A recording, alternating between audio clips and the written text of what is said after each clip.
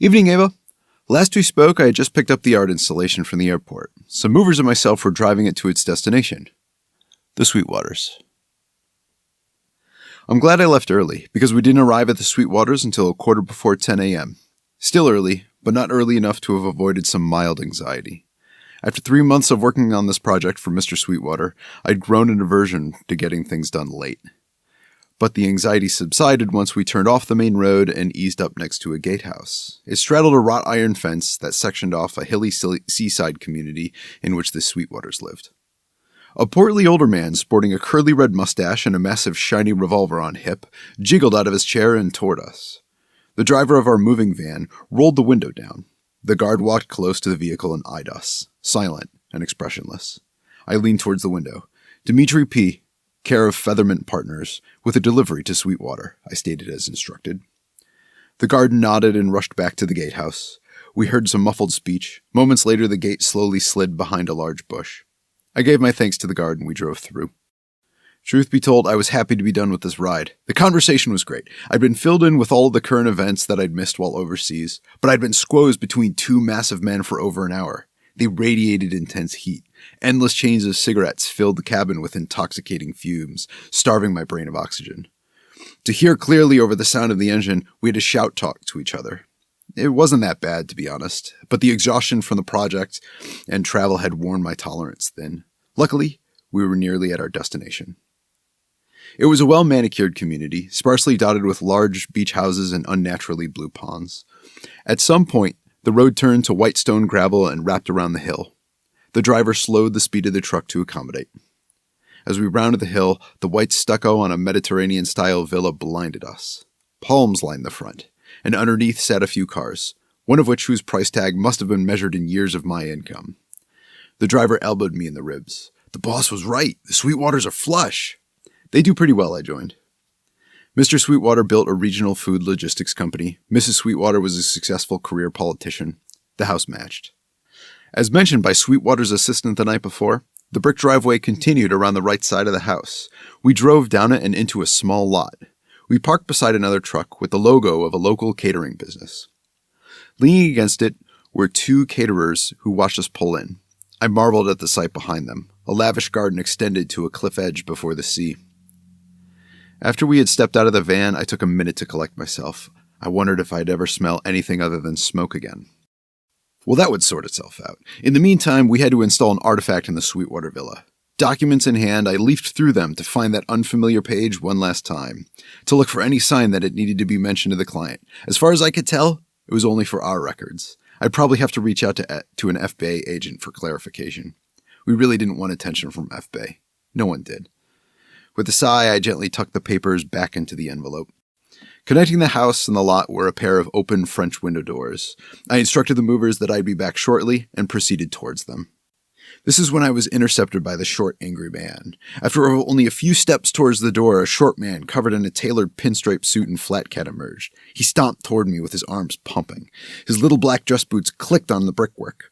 His pace didn't slow as he approached me, so I stepped aside to let him through before I was trampled. My head instinctively turned towards the truck, assuming that was his target, but there was no suited man.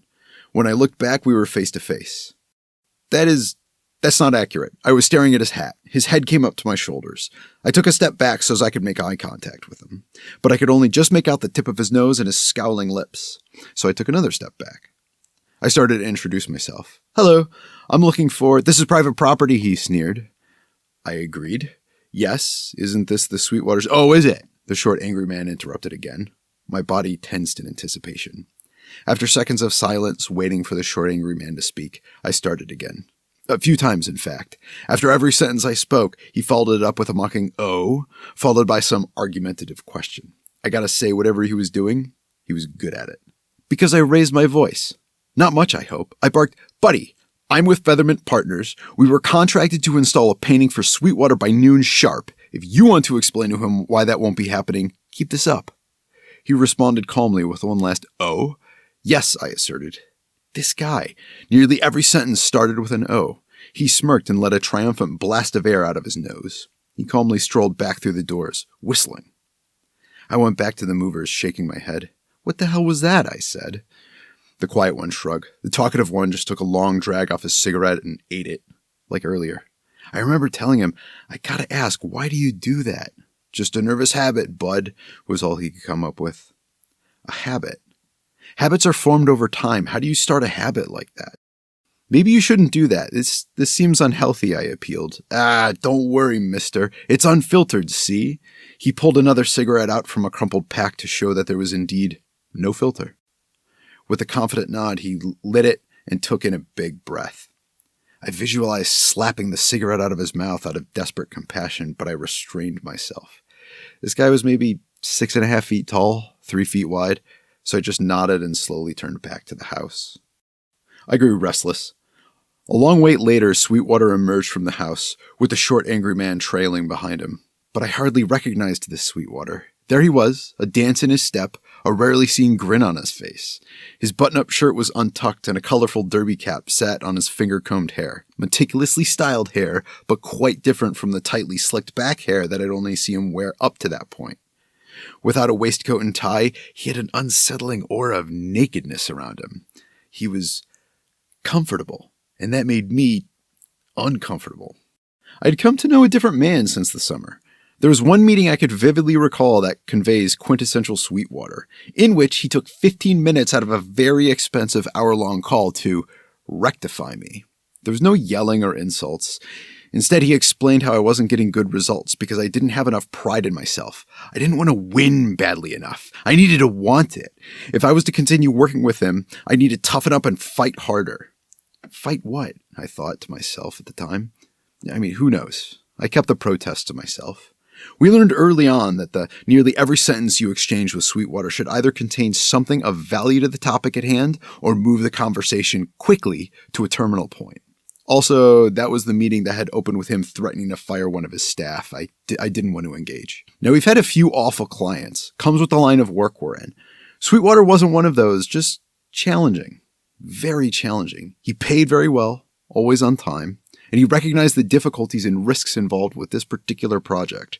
But he was, as I was alluding to, a driven and humorless individual, focused on social and financial achievement above all else. And all of a sudden I get this guy. Ha! Dimitri, you did it, didn't you? He laugh-shouted. As promised, Sweetwater, I projected confidently. It's been a while. Good to see you in person again. I smiled ear to ear as he extended his hand toward me. I responded in kind and he shook it vigorously. It would be a minute or so before I could have my hand back. A good sign.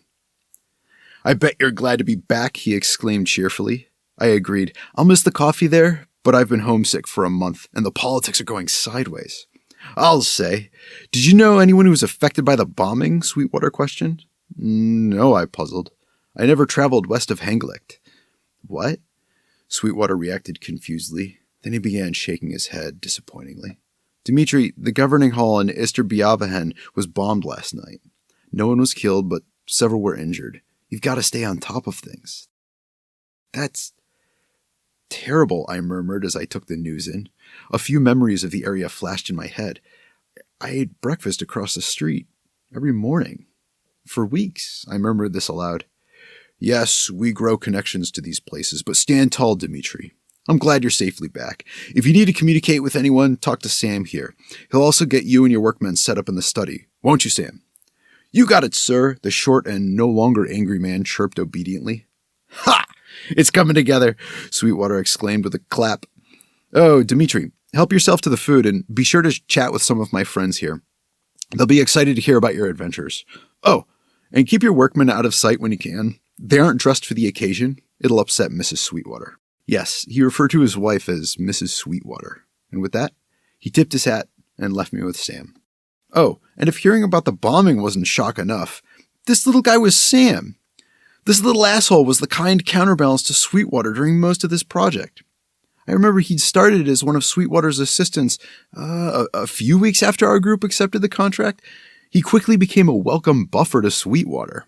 I'd communicate regularly by written correspondence to relay progress reports and set up calls. This was the first I'd heard his voice. Sam, did I do something? You seemed like you were in a bad mood, I asked. Oh, is that so? The again angered man sneered. I'm here to make sure this party goes smoothly. Don't mess it up. Then he referred to me with a shockingly vulgar slur. I'm glad I live in a time where I can't repeat that, but I nodded graciously. He was under pressure. I understood where his head was at. Also, he was an asshole.